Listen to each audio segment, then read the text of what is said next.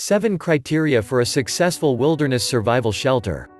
Fancy an ongoing collection of resources, reports, free courses about bushcraft and wilderness survival to avoid getting caught out in an emergency? Too easy. Just take a quick moment to subscribe and click the bell icon and you will never miss out again.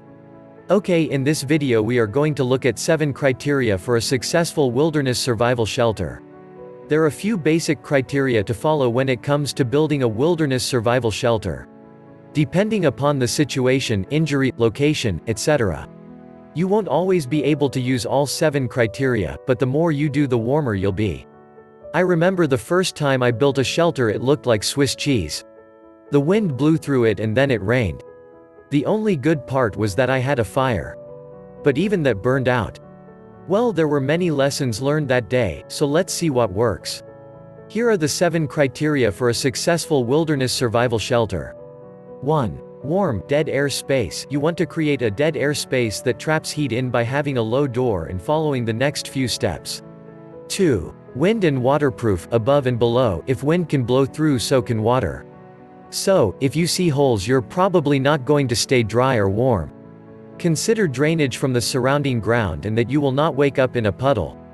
I have and I can tell you it's not pleasant. 3. Small. A smaller shelter is easier to warm and easier to build. 4. Strong. The first rule in any emergency is to do no further harm. Well, if your shelter falls on you, that's not good, not to mention, that's not very warm either. 5. Easy to construct. Keep it simple. Sometimes when we build, the creative juices get going and we forget that it's getting cold and dark out, so keep it simple and survive. Remember, the goal is to be here for a short time, not a long vacation. 6. South-facing slopes. Rocky for radiant heat. South-facing slopes are open and warmed by the sun, where north-facing are usually dark, damp and cold. 7. 50 to 75 feet up from canyon floor, cold air settles and warm air rises, so get out of the bottom and you'll be warmer. The same goes if you are in a forest. If possible, find a small hit or rise.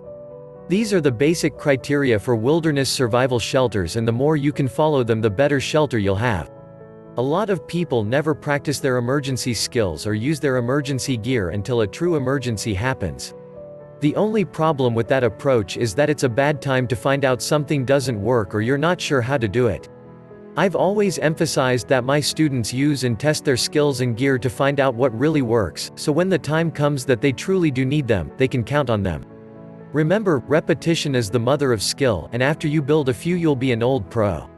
We've all had a few close calls in our lives. Thanks for watching. Subscribe now so you don't miss out on other valuable life-saving tips. Be prepared. Always have a go bag ready. I have several. One in the trunk of my car, one at work and one at home. Be prepared to survive.